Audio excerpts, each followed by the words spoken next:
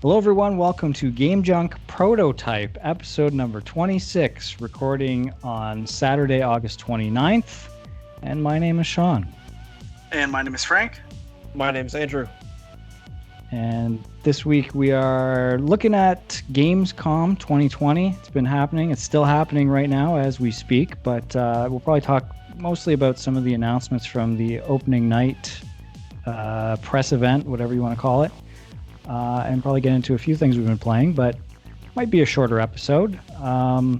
Frank was having some technical difficulties, so he passed the baton over to me to host once again. I can tell it's just eating away at him, but I am happy to do it. I'll be perfectly honest, Sean. My USB adapter for my computer is not working, and I didn't have internet. And I'm glad to hand this one off because I'm so unaware of what's going on at Gamescom. I looked at a few stories, don't care. So this is on you, bud. You didn't prep. You don't know all the stories. And I'm glad you're hosting, to be perfectly honest. In fact, I might have lied about my USB adapter just to get you to Well, I didn't prep very much either, so we'll see what happens. But I mean, it's a statement, isn't it? The fact that we don't even know what happened there for the most part and required that much prepping just to know kind of says a lot about Gamescom. Well, I mean, like yesterday there was some stuff that happened, and I know today there's some stuff going on too, and a lot of it is indie game showcases, which is exciting to me, but there's just so many of those games. It's like, where do you even start? Like it's tough for them to get noticed, and it's tough for you to know what to even pay attention to. So yeah, it's kind of weird how I like these with E3 or whatever the new version of E3 is this year, like dedicated time where it's like, okay, here's a 40-minute window where I'm going to see 10 games, 20 games, whatever it is. And this just feels like so much stuff just being dumped on you that you don't have those windows of opportunity to catch up on stuff. And it's too much. I agree. Yeah. So, I mean, before we get into that, is there anything else you guys need to mention? I mean, a lot of games coming out right now. I have not been playing a ton of stuff, been a little busy with other things, but I got a few things I could talk about, I guess. I have nothing, except I played a few things as well. Yeah, I just been playing Spiritfarer more. Okay. Well, so let's get into Gamescom then. So, I mean, I was kind of more just seeing. I didn't watch the full actual event. I was just kind of seeing trailers and announcements popping up here and there. So I'm going to try. I have like an article up here that we'll just try and walk through. And if it's stuff that we have no interest in or didn't even watch, we'll just skip over these things. But I mean, the first thing on the list here is this Dragon Age thing, which is, I don't think, did you check this out, Huck, or no? Oh, I was just... Sorry to take over hosting duty, okay, Sean, but let's just, why don't we start at least with the first thing? Didn't Ratchet and Clank kick off Gamescom? Was that the first thing? I don't know. That's not the first thing in this article, but that was definitely a big... well, let's start with that, and then you can go to your article after that. Just because, to me, I did watch all of that. I don't know if you guys did. I feel like I have the most to say about that. I watched one, but wasn't it the same as what they showed at the PlayStation Experience or whatever? It was a lot of the same stuff. It was. I don't remember if it was exactly the same, but it seemed like the same level, and just I think slightly more continuous gameplay. But I still think it looks amazing. Like the shooting and like the lighting is so impressive, and the depth of field and how close it's starting to look to CG like movies and stuff like that. I'm super excited for this game, and I guess the big thing, although it's not specific, is that it's a launch window game as well, which I was certainly not expecting. Yeah, that's definitely pretty huge in my opinion. I mean, this was one of the games I was most looking forward to on PS5. I mean, if it's a launch window game, that just pushes me even more to get a PS5 as soon as I can. But I thought it looked great too. I mean, I agree there wasn't like a ton of new stuff in there, but it was gameplay, which is certainly a nice thing. And I mean, a lot of people just seem to be saying, hey, like we've been seeing trailers and things for next gen games, but this is the first one that maybe kind of feels next gen and kind of is a selling point in terms of people actually buying the new systems so far. What do you think, Huck? I just thought it was the same thing, so I didn't really watch it too closely. I watched some of it. I agree. I thought it looked good, like the reflections and everything looked great in it. But I didn't really have anything new. I thought it was the same. Okay. I mean, I actually was starting to try and play the PS4 sort of the remake of the original Ratchet and Clank. So I'm getting back in here for Ratchet and Clank. Not that I was really, I'm not that familiar with this series to begin with, but I'm definitely excited. And as I mentioned, I was playing the original Ratchet and Clank pretty recently, probably 4 months ago now, and I did not. I gave up at some point. It was borderline unplayable without because you can't strafe.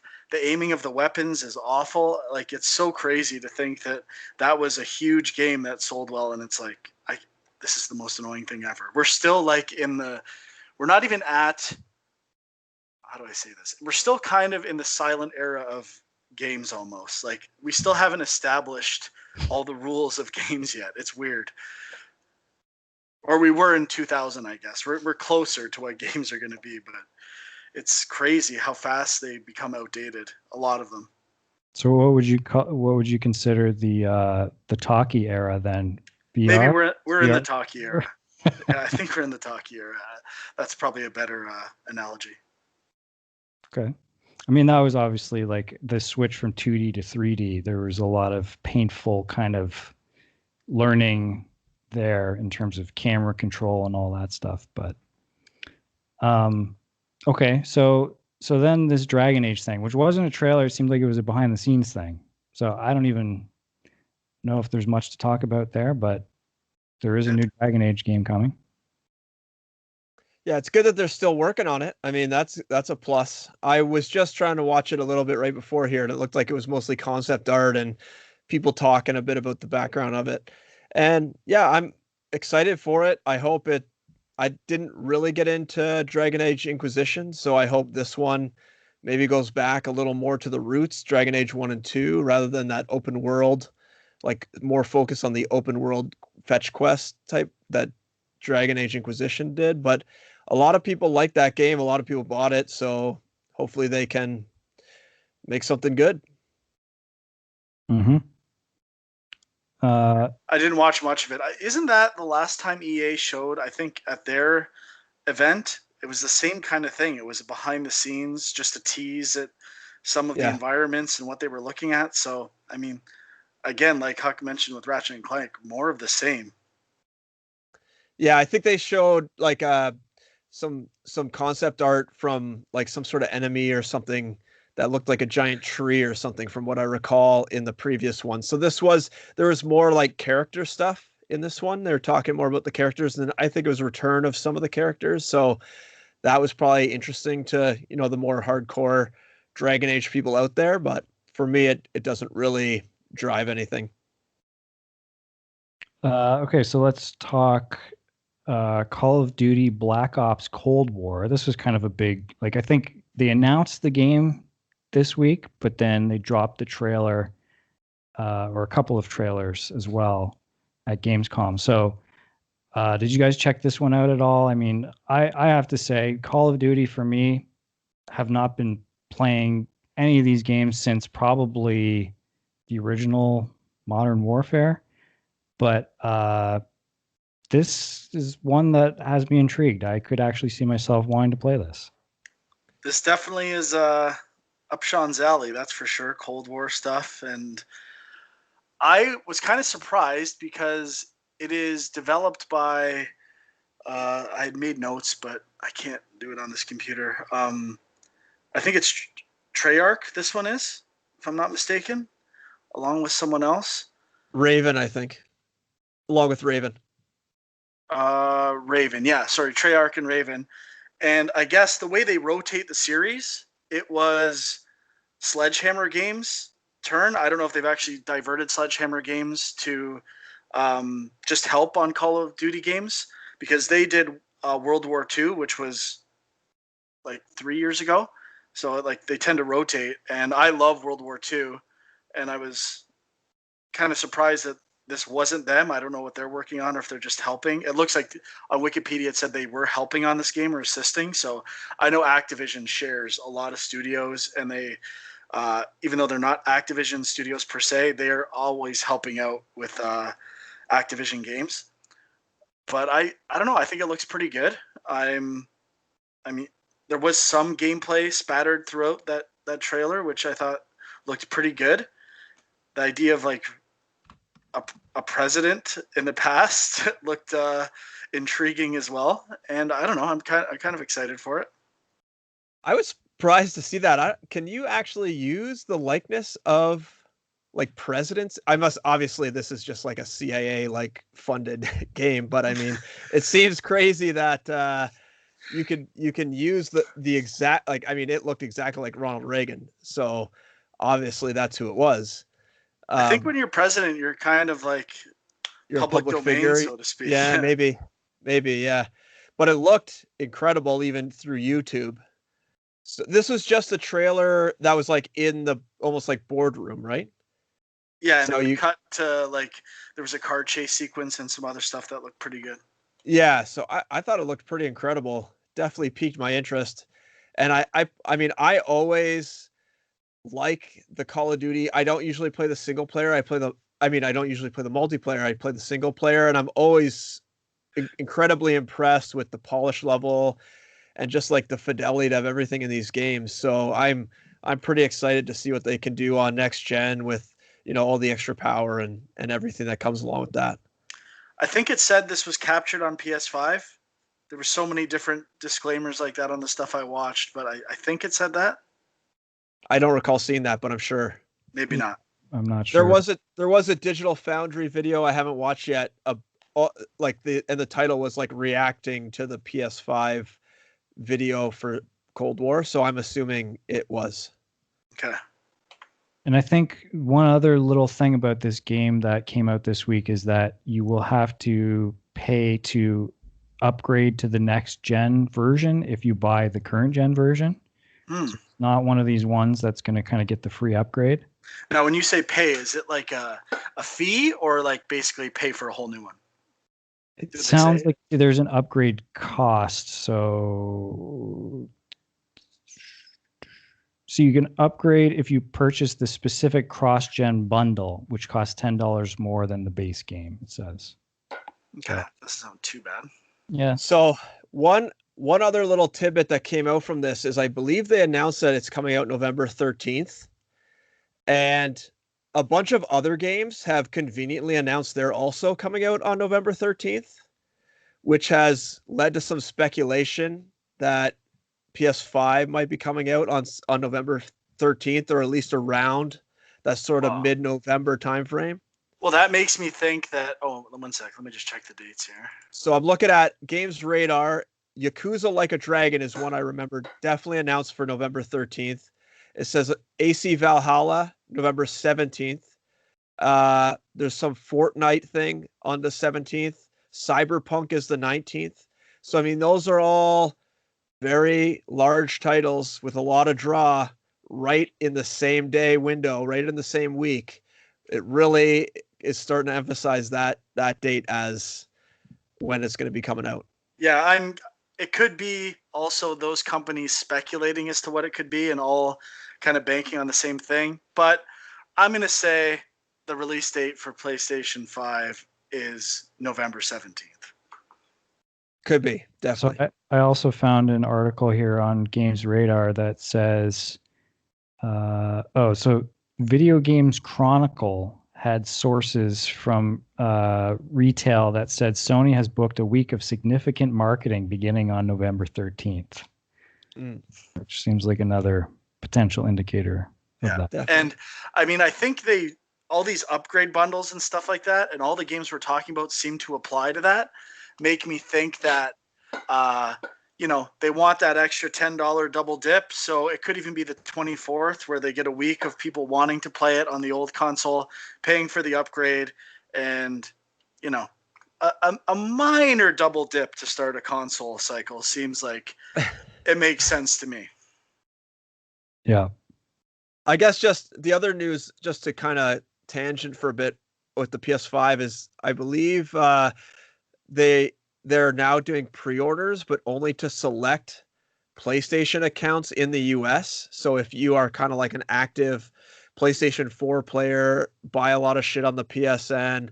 So basically, if Frank was living in the I know. US, he would have unlimited pre-orders right now. I went to that website and I saw US only, and they said if you're from US, you're not from the US, your pre-order will be canceled. I was pissed because I am a prime candidate for this pre-order. Oh yeah.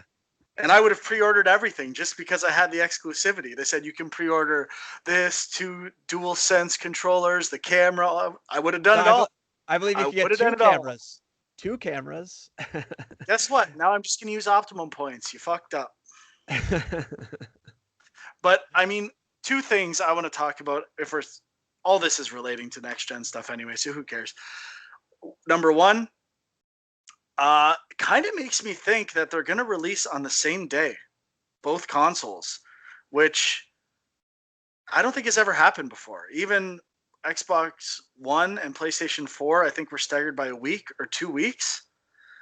The article I saw said that they thought the speculation is that Xbox will be 2 weeks earlier than PS5. I think they must be thinking they have to be to have some advantage. I think so, yeah. But the thing is, like, here we are, August 29th. Isn't it weird that they haven't set those dates officially yet? Like, it's kind of like this weird cat and mouse game where, like, I don't think either of them really want to announce because they're afraid the other one's going to try and, come earlier than them. So I don't know. Do they really even have to announce at this point? Like, if there's already speculation that perhaps quantities will be limited, which might exclude like casual consumers, would you want to be advertising for something that you can't even maintain the demand for, where you already know gamers are going to want it? So it's like, it seems like almost wasted in marketing money to me if supply concerns are actually a thing. Yeah, I mean, that could be an issue too. I mean, this whole next gen launch could be a non-factor. Like, it could be nothing. Like, we're excited about it. I don't really have a sense of what other people are like. There's just so much going on in the world right now. It's like, are people really paying attention to next gen console launches? And if they are hard to find, like, are people even going to be? Nobody's going to be going out of their way to find these things. Well, they're probably in a dilemma because on one hand, I agree. Do people actually care? But there is also what Huck had talked about in previous episodes, where sales for consoles is higher than it's ever been because people are stuck at home. So they kind of, like, if we're still in lockdown, which seems quite probable at that time, they probably want enough to supply to people. So it's going to be a weird situation overall. Mm-hmm. Yeah, and it seems like they are in a jam because they're obviously trying to limit people's ability to to just kind of hoard them. So, like, I mean, you remember reading stories from, like, specifically PS3 where people are buying up like 6 at a time and then flipping them on eBay. I think it was PS3. And then, now you have a lot more where they're trying to stop it. And you'd think with the pandemic and everything that maybe it's a supply issue, but maybe they are just trying to make sure that they can spread out to as many people as possible and get as much money as, and try not to make people angry by forcing them to go to eBay and pay super high prices.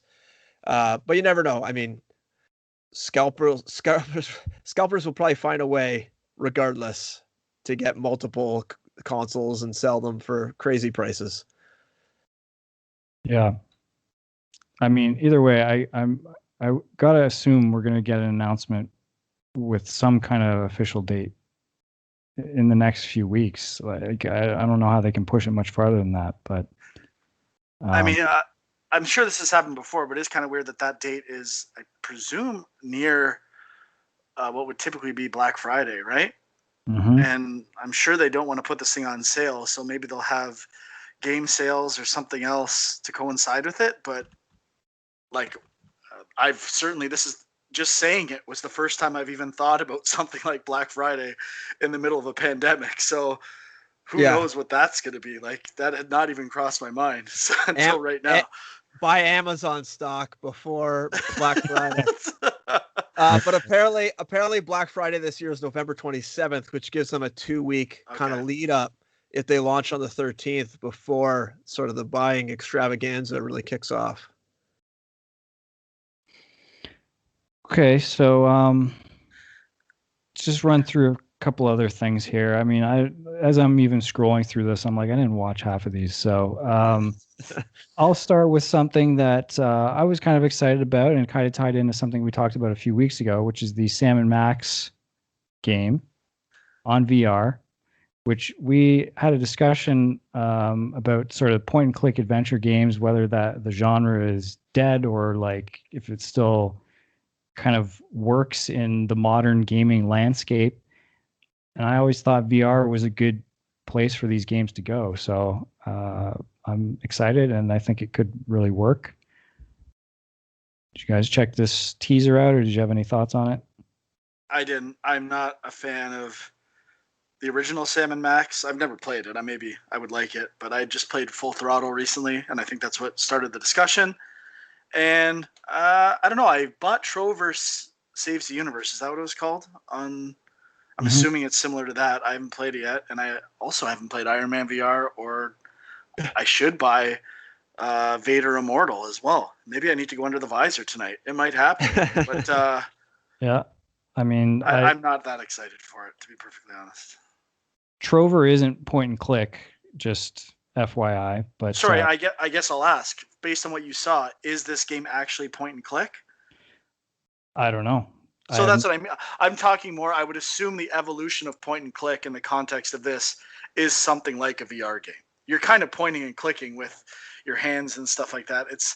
They're not like super complicated experiences. They've kind of, you either evolve up a point and click to a VR game or de-evolve an action game into something like a point and click in a lot of these VR things. Yeah, to me, I would assume it would have to be something kind of like the Room VR, like something where you're kind of able to manipulate objects and open drawers and kind of look around a house like that. But that's every VR game, right? Almost. That isn't like a shooter. Yeah, I guess so.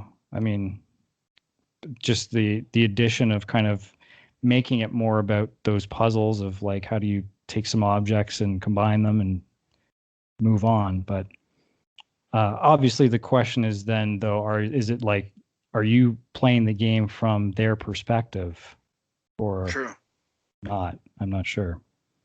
But there was a game that was pretty early on PSVR that kind of was, you weren't it wasn't like a first person perspective, but you were controlling people and it was kind of point and click-ish, and I can't remember what it was called now.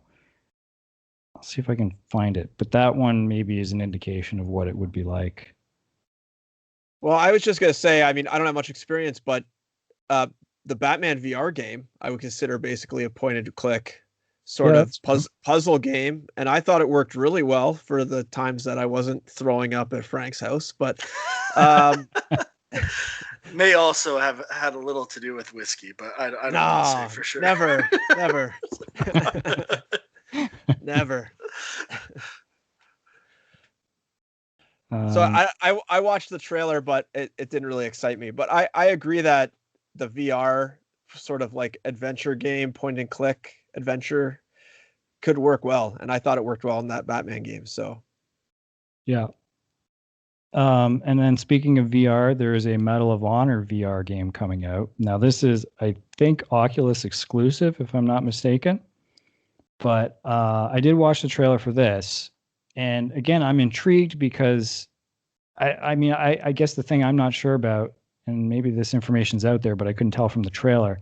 I didn't know if it's like a free roam game, because there's certainly action in it, but it seemed like they're kind of mixing it up. Like you're not just shooting people. There is kind of some of the stuff we're talking about, like manipulating the environment and little mini puzzles and stuff.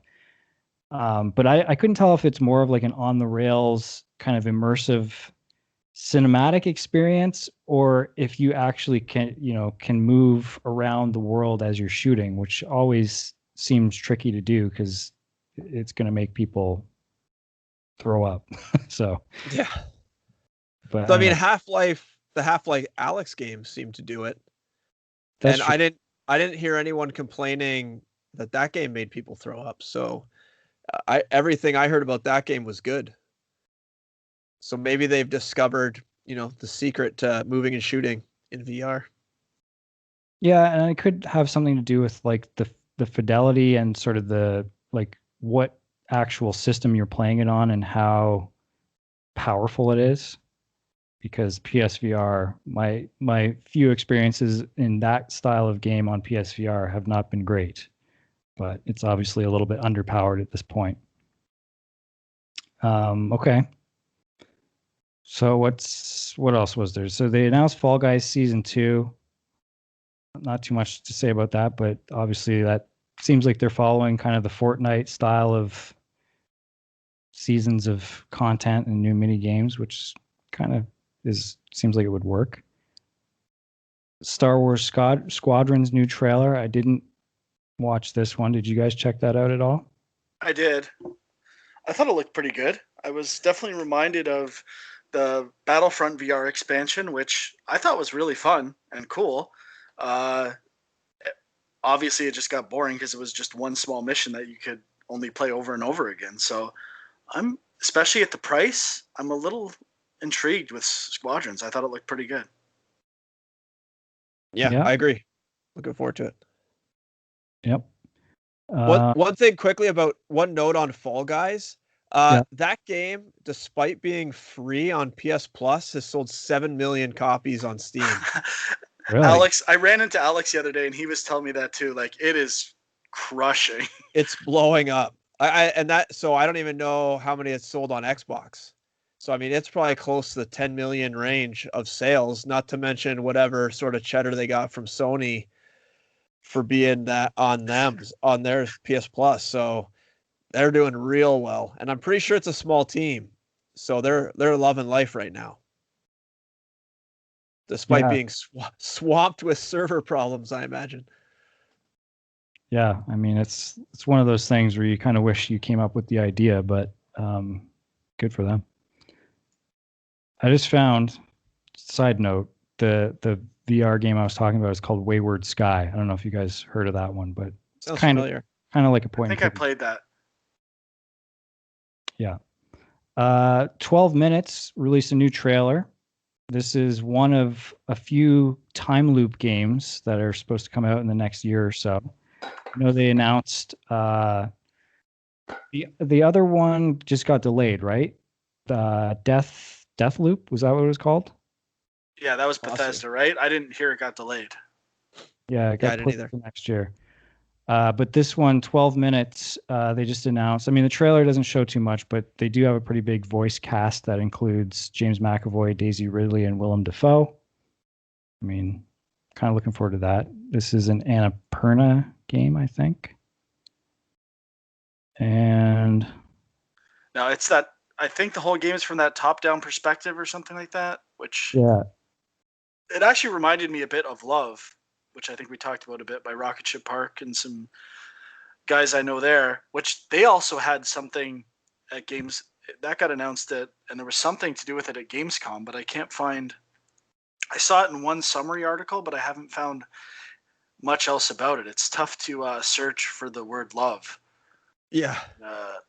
I think it was part of the Future of Games or Future Games show, which was yesterday. So that's good for them. That's pretty awesome. Yeah. I'm checking their Twitter right now, just. And yeah, I mean, I'm looking through. There's not too many other announcements that are really catching my eye. I didn't see the trailer for this, but I saw that there's a Turrican anthology in the works, which I'm a little intrigued by, just because I've never played any of those games, but I've always heard that they're very Metroid-esque. So kind of interested in that. So just to clear up on Love by Rocket Ship Park, it was the Future Game Show, and they also announced a release date for Steam on October 21st. Cool. So I've checked out the game. It's pretty cool. Seen some early builds. Yeah, I mean that's about it. Oh, should we mention Surgeon Simulator 2 and Christopher Lloyd? I mean, that was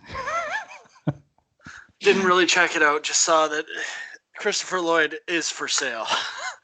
I'm pretty sure that was already known, but yeah, I have no idea why he is the guy plugging Surgeon Simulator 2. It doesn't really make sense, he but wears a lab coat. Duh.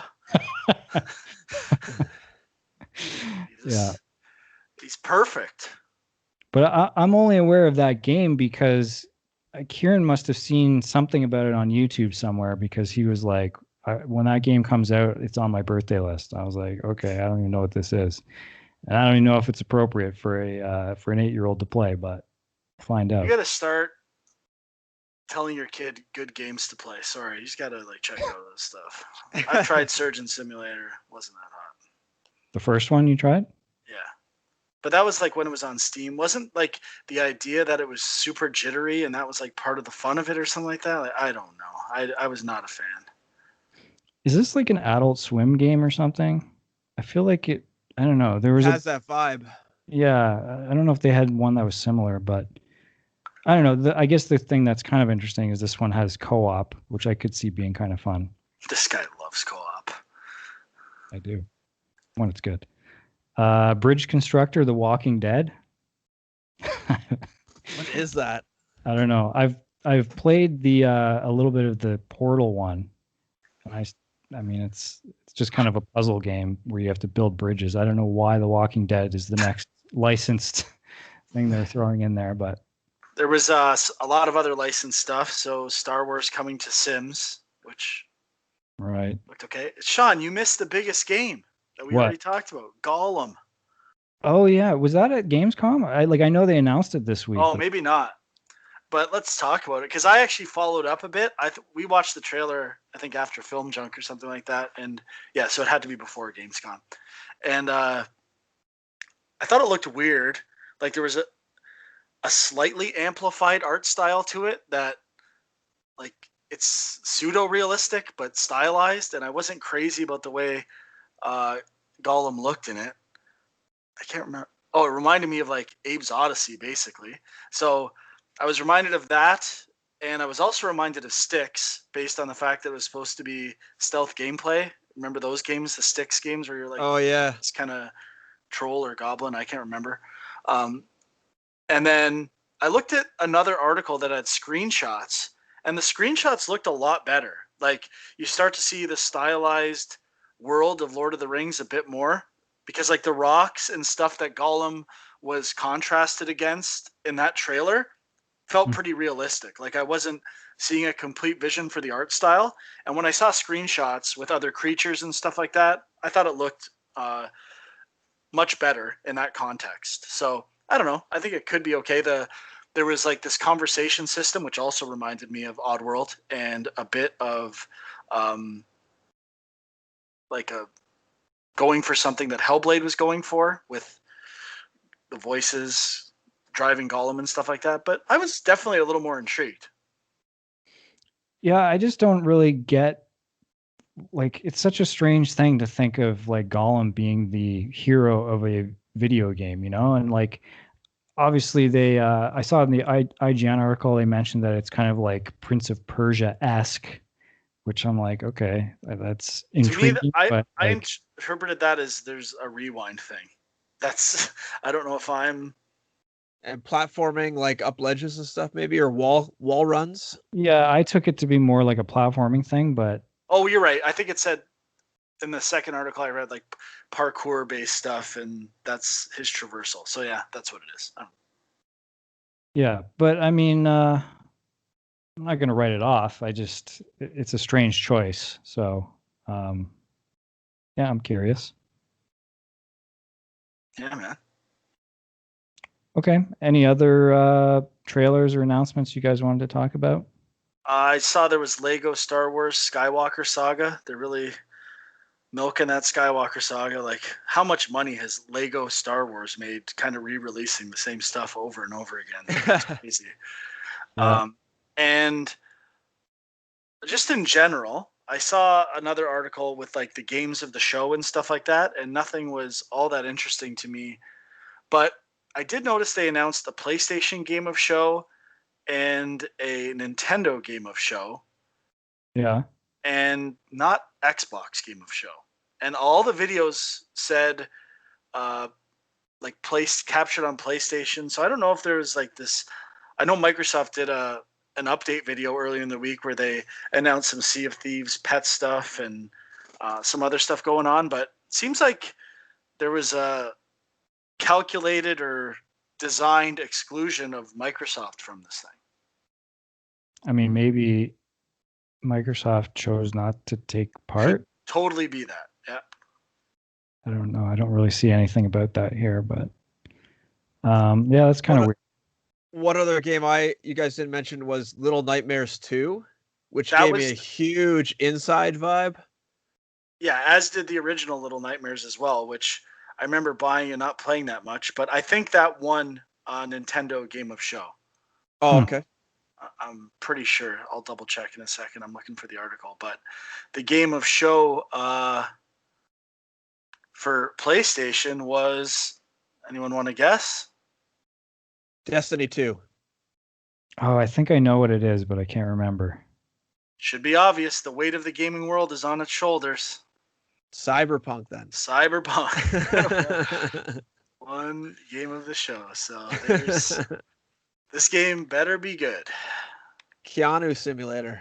Yeah, there were a few other like new games that had trailers, like Unknown 9 Awakening. Not really sure what that is. There were a couple others, I think, but I'm not. Nothing moved my needle, bud. Did you guys watch any of that? There was a video update for Cyberpunk a few weeks ago. Oh yeah, Did not see it. Anyway, good. I watched some of it. I didn't watch all of it. I think in it is. I think Refused is doing the songs for Keanu Reeves' band. They were talking about that a bunch in it. I just kind of skipped through it, but that's cool. Yeah, I think I remember hearing that one of the songs in the trailer was like members of Refused or something. So yeah, it might just be members. But where's the Dogstar reunion? Yeah, I don't know, man. Like, now is the time for Dogstar. Definitely. Like with Cameo, all this Keanu mania. Like, Dogstar could literally become Wild Stallions. He could, as Dogstar, reunite the world. He might be our only hope. Yeah, they should go out on the road and just do Wild Stallion songs. Okay, well that's about it then for Gamescom. Any other news, or you guys just want to go straight to what we've been playing? I think Frank's yawn sums it up. More fast. Yeah, nothing really exciting here, unfortunately. Let's go on. Okay. So what have you guys been playing this week? I'll just say I've only been playing Spiritfarer more, and I still am liking it a lot, but it definitely has come down a bit for me. What I was speculating might happen didn't really happen. In fact, it's the opposite. You get rid of those people off your boat at some point in order to progress the game. And I will say, I did find myself getting stuck. Like, where it started, there was a lot of things to do and a lot of different stuff to try. By the end, you have to do things in such a specific order that it kind of got annoying. Like, there's only one place you can get this, and to do that, you have to have this. So you have to do this. And I just kind of got bogged down in having to do things in a certain way to get something rather than what I was doing initially, which is just like doing everything, managing all this stuff on my boat and finding new stuff and exploring. And I do feel like there was times where I was stuck. Like, I had to go to the internet and like, where do I find this material? I have no idea. And I still love it. Don't get me wrong. The gameplay is still great and is scratching that Viva Pinata itch, but definitely not as excited about it as I was last week. I played a bit more of it as well. I played a couple more days. I haven't lost anyone off my boat, but I was just getting to the point where I was like upgrading some of my workshops and things like that. So I was able to sort of produce things a little better. And I thought it was kind of progressing in the way you were saying, where some of the people started giving me stuff when I would talk to them sort of out of nowhere. They'd be like, "Oh, I've been working on, getting the yarn or whatever it is." But I'm at the point where I'm just kind of like going from A to B to check off the quests, and nothing really is different other than a little bit of a different environment to maybe do a little different platforming in. And the I there are some resources I just have no idea where to get them from. Mhm. So like the different types of wood. I think I have maple wood, but I don't have any oak. So I guess I just need to kind of unlock more places until I find the place where I can get cut down oak trees.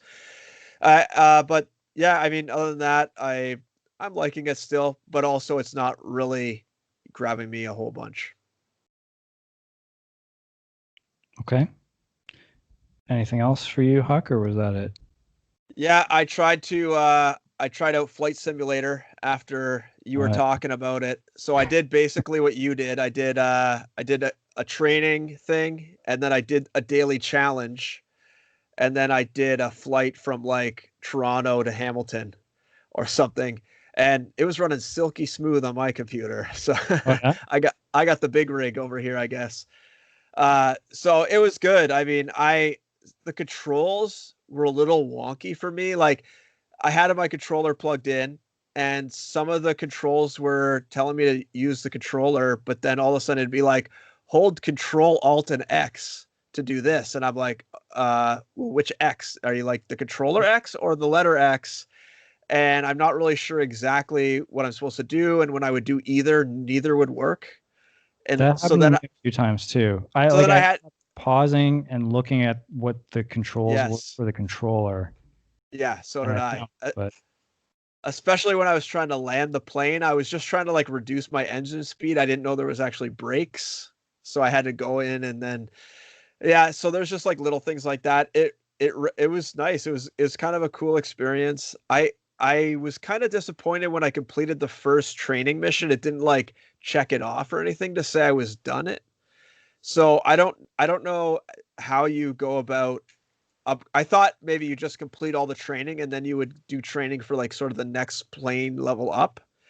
But so I haven't really dived in to see how you actually get into bigger planes and stuff like that yet. So I don't know how the game's going to progress at all, or if there's really a big game there. I know there are like activities to do, but I haven't done any of that stuff yet. Did you go back to it at all? No, I haven't gone back to it this week, but I'm going to have to do some tinkering, I guess, to see if I can get it to work a little smoother. Yeah, well, I was running it on my desktop and it recommended Ultra, and I also turned on all the like geo like maps, so using the internet to download all this stuff so it's super accurate. I like flew past my house and it was quite accurate. I was pretty surprised. That's cool. So, yeah, that's what I was hoping for, but I didn't really get that far. yeah, it was neat. It was neat. I got a couple more, but do you have something? Just while you're on that, there were rumors of this, like a patch for VR for Flight Simulator. Have you guys heard anything about that? No. No. I mean, it would make sense. It seems like it would be great for VR, but I don't know if that would be just Oculus or what. Yeah. I'm not sure. Probably. Okay. Yeah, I got a couple things I can mention, and then go back to you, Huck. But I actually played this a couple weeks ago initially. It's on Game Pass now. It's called Carrion. And I think we talked about it a bit on the show. Yeah, like I feel like this was announced like at least a year ago, and it was kind of on my radar, and then they just released it. But it's sort of a Metroidvania style game, but the idea is you're playing as a monster, and you're sort of this tentacled blob, and you're navigating through this underground facility, and you're just trying to kill people and over time you kind of grow bigger and get new powers and stuff. And I was having a pretty good time with it. I mean, just the movement feels really interesting because you kind of, as you move around the room, you can go up walls and across ceilings, and the tentacles will just kind of reach out and grab stuff as you move. And just the feel of it is really, really cool. And the power of just kind of, you can rip grates off of walls and then start picking up people and throwing them around and stuff. And it was pretty fun. I mean, I haven't made it very far, so I don't know what other kinds of powers you eventually acquire. But I mean, I would definitely recommend checking it out. I mean, it's a little bit, I would say it's a bit gory. It's kind of, it's like a 2D game, so it's kind of pixely and it's not super realistic. But that's something that might not be. It might not be for everybody, but I liked it. And then the other thing I just tried today. Sean, sorry, I have some questions about Carrion. Sure. So one thing I saw is that there's no map for it. Are you finding that to be an issue? Yeah, I'm glad you brought that up because I actually played a little bit more today, and that was the one thing where I was like, there's no map in this game. And I didn't know if that was something that you eventually acquire. Like, I played maybe an hour tops, but I think it's a pretty short game. So that could be an issue for sure. Is this on Game Pass? I'm sorry if you said this already. Yes, it is. Yes. I tried a bit of it. I only played like maybe 10 minutes just to kind of get a feel. And I got the same feel, like you feel pretty powerful, and you're kind of just flowing through this almost like vent system of this facility. But it was kind of a neat little twist on the traditional Metroidvania type thing. Now, I didn't even know there wasn't a map, so that's how far I got. But yeah, it seemed pretty neat. I would like to go back to it, but there's just so many other things right now pulling at me. There has been a lot of stuff coming up. Sure, like there's been tons of stuff on Game Pass. I think Hypnospace Outlaw just came out on Game Pass, which I've been wanting to try. So yeah, just so many things. But the other thing I just wanted to mention real quick. So Ring Fit Adventure, this game. So if you don't know, it's kind of like this exercise role-playing game for the Switch. And I wanted to get it. Like I was trying to find it just before the pandemic hit, and then it was hard to find at that point. And then once COVID hit, it was just impossible. You could not get this thing. It was going for like $500 on eBay and stuff. It was crazy. $500? I might be exaggerating, but it was at least a couple hundred. That's PS5 level of cost up markup. Yeah. So anyway, it's finally starting to show up in different places, and there was a Walmart in Mississauga that had a few in stock. So I picked it up, finally got around to trying it out today, and I barely scratched the surface, but I was just curious how it works. And so you get this kind of bendy ring thing, plastic ring that you hold with two hands, and you put one Joy-Con, attach it to that, and then the other Joy-Con, there's a strap, and you put it on your leg. So the levels are kind of they're kind of like on rails running levels, and like it goes like as you move your feet, you kind of jog on the spot, your character will move and change speed based on that.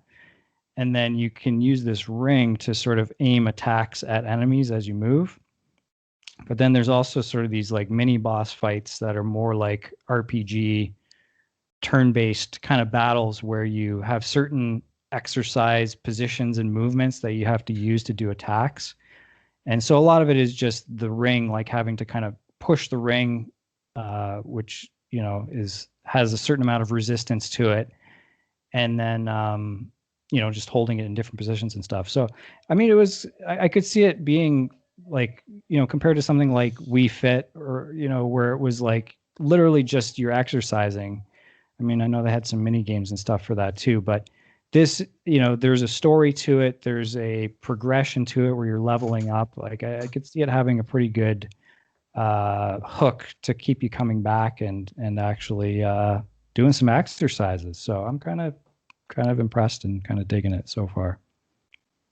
It is a little ridiculous though. The ring itself is a character in the game that kind of like talks to you and gives you advice and stuff. And it's like ridiculous, but that's Nintendo for you. It's like Clippy, or what was that? That's What was the exactly what I was thinking. Paperclip for Mike stuff. Is that it for you, Sean? Yeah, that's it for me. So I played a couple hours of Days Gone, which I think would have been better if I played it before The Last of Us. It's I think I'm just so spoiled by how good The Last of Us is that this game feels a little clunky, a little unpolished compared to The Last of Us. I mean, it's quite polished, but there's just a lot of cutscenes in the first, 1 to 2 hours that I played. I was actually surprised at how many cutscenes there were, and a lot of them felt unnecessary. Like they could have easily just kind of done the typical walk and talk kind of thing. And so they take away your control like quite often. And I really was struggling with the controls of the game. I found that like switching between weapons was really cumbersome, and I was like in a case where I was surrounded by a couple zombies, and I just wanted to like pull out my machete and start hacking at them, and I thought it was triangle, but triangle was doing nothing. So then I was trying to switch to the weapon, but I believe there's this super slow reload, and every time you get hit, it gets interrupted. So I could never actually get my machete out to start using it. So that was super frustrating. And then that resulted in me turning off the game. So I don't know. And the radial menu is not straightforward. There's sort of like two levels to it. So you highlight something, and then if you hover on that for a little extra, it'll then take you to a second level that's like a little further outside the radial menu, which then allows you to switch which weapon is kind of in that slot. So like all ranged weapons are sort of in a slot. All, I guess, maybe like throwable items are in a slot. So you could choose, do you want a throwable item or a ranged weapon or a melee? And then within that, after you hover for a bit, then you could choose between multiple ranged weapons if you want to adjust it, or you could choose to like craft different healing items or whatever. And at the whole time, the game doesn't pause while you're doing this. It does slow down, but it's not as snappy as the menus in The Last of Us. And I guess it's just not as well, it doesn't do as good of a job as portraying what you're doing, what you have to do. So I don't know. I was just finding it a little clunky. I want to try to go back and kind of play through some more to give it a fair shake, but right now it's really not, it didn't hook me. And the storyline is pretty straightforward. Basically, it's like go fetch all this stuff to fix up your bike so we can go somewhere else. And so far, it's not really that interesting. But I don't know. I think you guys said you hadn't really played it, right? Just a little bit. Yeah, like I played like basically the prologue or intro or something. But like I remember the game coming out and getting not great reviews, and it was one of those things where people like over time were kind of like, this game was actually pretty good. What were all the bad reviews about? And I think some of it was that clunkiness, but I thought maybe they might have fixed some of it with patches and stuff. Oh, I'm sure they did, because I'm on patch 1.61. So I don't know if they skipped some numbers while they were upgrading, doing the patches, but it looks like it's had its fair share of patches in the past year, however long it's been out for. Yeah. The other game I played was a game called The Sinking City, which was by the guys at Frogware or Frogwares that made all those Sherlock Holmes detective games. And this game is also very similar, detective-y game. I didn't realize that's what it was. But it's in like this kind of what do they call it? Lovecraftian sort of like horror environment with like people who are animals and things like that and weird monsters. And it was also just very clunky and very rough around the edges. It wasn't well tutorialized what you were doing. They just kind of throw you in the deep end. And there's like all these icons over the map, and they don't really explain what they are. And the first time I hovered over them, it didn't explain anything. So I thought I just had to try to figure it out. Though after I opened the map again, then tooltips were popping up for me. So I think that was just a little bug. But yeah, it was also just like you run into this like investigation area, and they just kind of throw you into the fire, and you've got all this stuff that you're trying to figure out what it does, and it doesn't really kind of walk you through anything slowly. It kind of just gives you maybe not all the tools, but a bunch of the tools right away, and they don't really explain what's happening. And because the world is so kind of weird and creepy, it kind of adds an extra level of complexity where nothing's really familiar and you're trying to figure out even what you're looking for. And so I like these games, and I like this style of games, this kind of detective style. So I'm probably going to go back just to try to analyze like what I really don't like about it and why I think it's so bad. But this one was a little tough to play through as well. So I'm getting burned out on games by having all this. I feel like I'm wasting my prime gaming hours on these games that aren't really like fulfilling anything. Yeah. Luckily the library is here to save me, and I didn't drop a whole bunch of money on these games. But yeah, so far kind of 2 busts back to back. It's weird. I see the review scores for it. GameSpot gave it 3 out of 10. Oh, but a lot of other sites were giving it kind of 7s and 8s. So okay, yeah. Polygon's review said something about touchy controls. Oh yeah, they're touchy, all right. Like I didn't know what I was doing half the time. Okay. Anyways, that's it for me. Cool. Yeah, a lot of stuff to play right now. I kind of haven't been able to focus on any one thing, which is, a problem for me on a good day, but lately it's just been even worse. So well, we were talking about it in our chat, Dwight, just kind of saying like it's almost like Game Pass is releasing too many things right now. They're kind of flooding the market. I don't know if they're doing this to try to bump up the sort of overall value, of Game Pass. But it's kind of overwhelming because there is so much good stuff you want to try out that you just don't have the time to. I mean, maybe some people have the time, but I don't have the time to try it all. And I'm getting kind of like the same issue I have with my Steam game list, where there's just so much shit I want to get to, and I just don't have enough time to get to it all. So it's becoming more stressful than enjoyable. Yeah. Well, I think from Microsoft's perspective, I would think of it more of it like Netflix, where, there's lots of stuff on Netflix you wouldn't watch. They're just trying to fill buckets, so to speak, so that there's stuff that people might like. And as long as they like one thing, it's worth it for them to continue the service. So I don't know. We're kind of exceptions where we want to try or dabble in all these games. And I don't know if that's technically what their goal is from a marketing or sales perspective. Yeah. True. Okay. Well, I guess that will do it for another episode of Game Junk Prototype. I'm not sure if there's anything. I know there's a few big games coming out next week, right? The Avengers, and is Tony Hawk out next week too? Yeah, maybe. Isn't Tony Hawk the following week? Isn't it? I thought it was the 4th, but let me double check. I mean, I'll probably pick that up. I'm kind of waiting on reviews for Avengers. I'm like interested, but as we've discussed in the past, it's something about it feels a little off. Yeah, I feel like if this was 2000, it's the 4th, Sean? Yeah. I feel like if this was 2003 or 4, there would be huge trade-in deals for Avengers at EB, very similar to the Matrix video game. Was that game called Re-Enter the Matrix? I think it was just Enter the Matrix.